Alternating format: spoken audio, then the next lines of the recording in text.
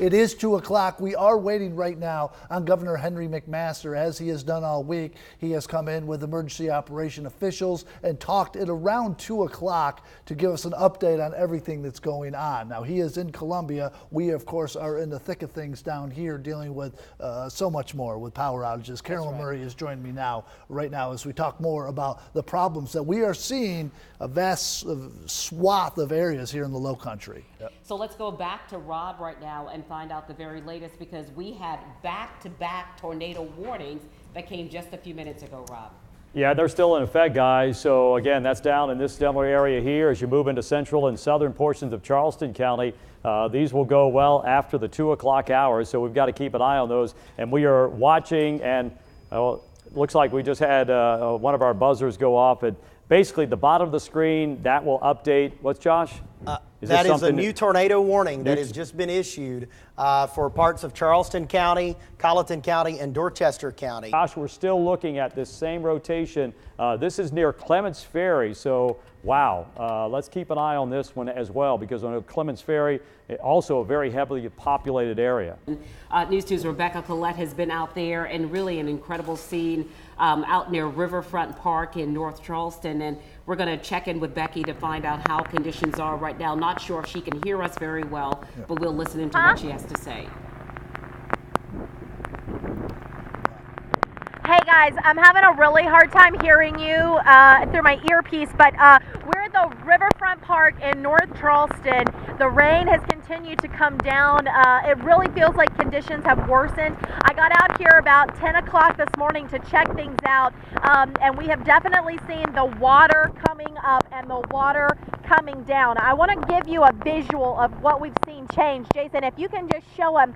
Guys, these are benches where all of this water is. This is supposed to be a walkway here, and those are supposed to be benches. Now, when I got here this morning, the water was right at the base. Now you can see, it's hard. When I told Jason to pan over and show you guys that earlier, he said those are benches, because it's hard to even tell what you're looking at.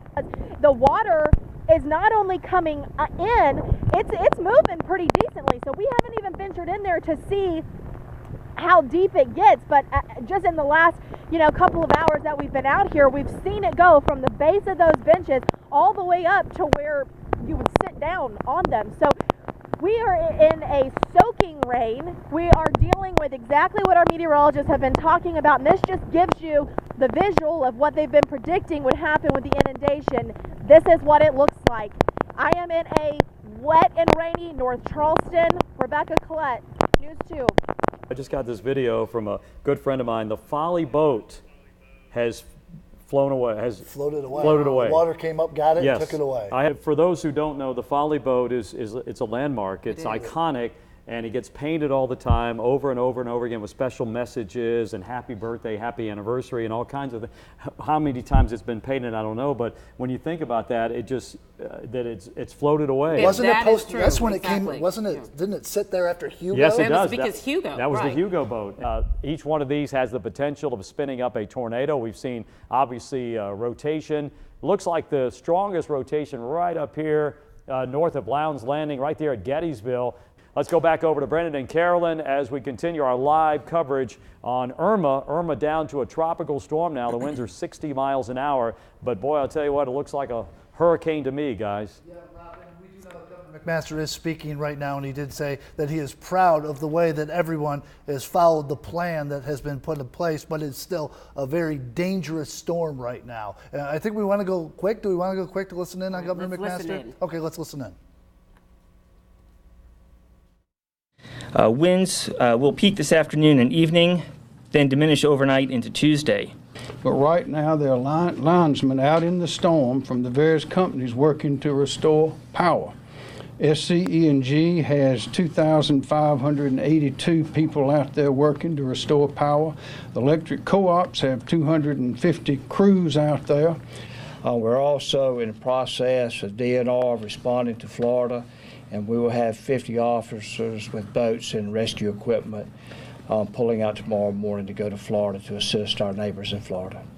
All right, you have been listening to Governor McMaster and other emergency officials in Columbia, but we want to bring it a little closer to home as we just heard some alarms going off in our weather center. So we are joined by the Lowcountry's chief meteorologist, Rob Fowler, now for the latest on that. Rob, we hear these alarms going off. Yeah, brand new tornado warning just issued until 3:15. Again, that is for portions of Beaufort and Colleton County. Again, until 3:15. This is a cell right here that we've been watching. And again, unfortunately, Josh, that's in a terrible spot. That's a very highly populated area. Again, this is for Berkeley, Charleston, Dorchester. There was another warning issued until 3:15. So we have two warnings going on at the same time. One to the south. This one is, again, that's in effect for Berkeley, Charleston, Dorchester counties, and that encompasses generally all the way around 526 out to Somerville. I believe that is Libba Holland is in North Charleston right now. She's with emergency operations officials. Libba, give us an idea of what you are seeing where you are. Carolyn, Brendan, we're up here. This is off Palmetto Commerce Boulevard, which is off of Ashley Phosphate in North Charleston. This is the area where actually they were just talking about seeing, where Rob and Josh were talking about seeing that tornado warning. I guess it's moving a little bit away from us, but man, it is kind of on and off, the wind and rain really picking up. I do want to point you to this pond behind me. So this pond was empty before it started raining.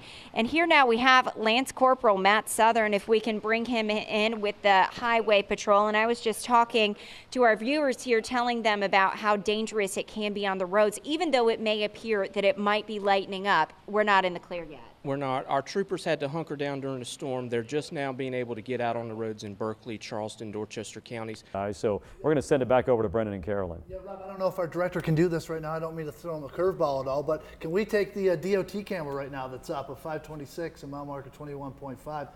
That right there shows you the conditions going on right there. You can see the rain and the wind right there and what it's doing. And thankfully, Rob, a lot of people are not on the roads right now. I know what I see in that picture, that live look, encouraging is we only saw, well, now 3 cars in the few seconds we've had that on the screen. So obviously heeding the warnings. And again, when you get to a point, you're going over bridges, like the Ravenel Bridge, for instance, it's 200 feet above the roadbed. You hate to see cars even traveling in the area of our beautiful market, because we know that we saw the road give way right in that very area yesterday.